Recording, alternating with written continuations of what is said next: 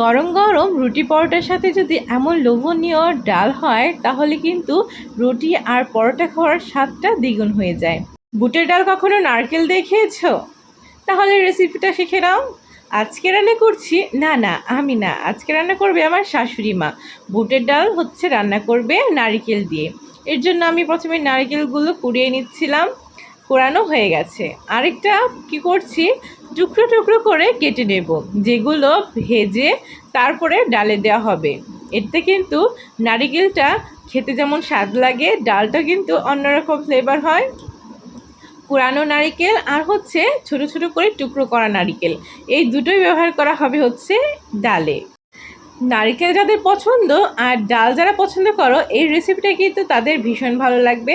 আমি কিন্তু আগে কখনোই নারকেল দিয়ে ডাল খাইনি, তোমরা খেয়েছো কিনা কমেন্টে জানিও। এই যে দেখো ডালটা বসিয়ে দেওয়া হয়েছে, ডালটা কিন্তু আগেই সিদ্ধ করে রাখা ছিল ফ্রিজে, বের করে আরেকটু গরম করে নেওয়া হচ্ছিল। আর আমি দেখছিলাম যে মানে গলেছে কিনা। তারপরে কিন্তু ডালটা এভাবে ম্যাশ করে নিচ্ছে, এটা কিন্তু বেশি ম্যাশ হবে না, জাস্ট একটু ভাঙা ভাঙা হচ্ছে আর কি।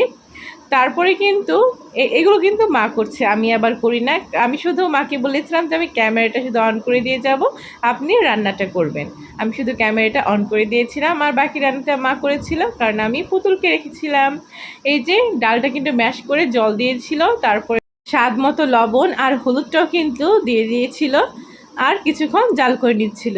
তারপরে দিয়ে দিয়েছিল হচ্ছে কয়েকটা কাঁচা লঙ্কা ফালি করে ঝালের জন্য। ডালটা কিন্তু জাল হয়ে এসেছে, এবার ডালটা কিন্তু তুলে নেবে। তার আগে কিন্তু চিনি দিয়ে দিয়েছিল, কারণ বুটের ডালে চিনি ছাড়া কিন্তু ভালো লাগে না। এখন হচ্ছে সেই নারকেল কুড়াটা তেলে ভেজে নেব, একটু সামান্য পরিমাণ হলুদ দিয়ে নারকেলটা একদম লালচে করে ভেজে নেব।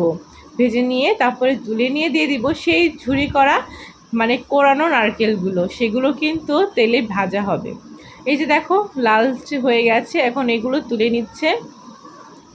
এগুলো কিন্তু এভাবেও খেতে ভালো লাগে, আমি খেয়েছিলাম, ভালোই লাগছিল খেতে, একদম মচমচা। টুকরো করা নারকেলগুলো ভাজা হয়ে গেলে সেই কোরানো নারকেলগুলো কিন্তু এখন ভেজে নেব। এই যে দেখো ভাজা কিন্তু প্রায় কমপ্লিট, একদম লালচে করে ভেজে নিয়েছে। তারপর কিন্তু এটাও নামিয়ে নেওয়া হবে, তারপরে দেওয়া হবে হচ্ছে ডালের ফোড়ন, তাহলেই কিন্তু ডাল রান্নাটা হয়ে যাবে। সব কিছুই কিন্তু হয়ে গেছে, দেখো এগুলো ভাজাও হয়ে গেছে। এখন এটা নামিয়ে নেবে, তারপরে সে আবার তেল গরম করে দিয়ে হচ্ছে শুকনো মরিচ, এলাচ আর দারুচিনি, ওগুলো একটু লালচে করে ভেজে নেওয়ার পর ডালটাও দিয়ে দেবে। এখানে কিন্তু আদাও ব্যবহার করা হয়েছিল, আদাটা কিন্তু মশলাটার সাথে ভেজে তারপরে কিন্তু ডালটা দিয়ে দিয়েছিল।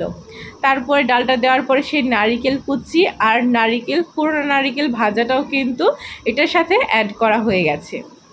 আমার রান্না কিন্তু একদম কমপ্লিট। এখন বলো কেমন লাগছে তোমার এই রান্নাটা? যদি ভালো লেগে থাকে তাহলে অবশ্যই লাইক আর কমেন্ট করে পাশে থেকো।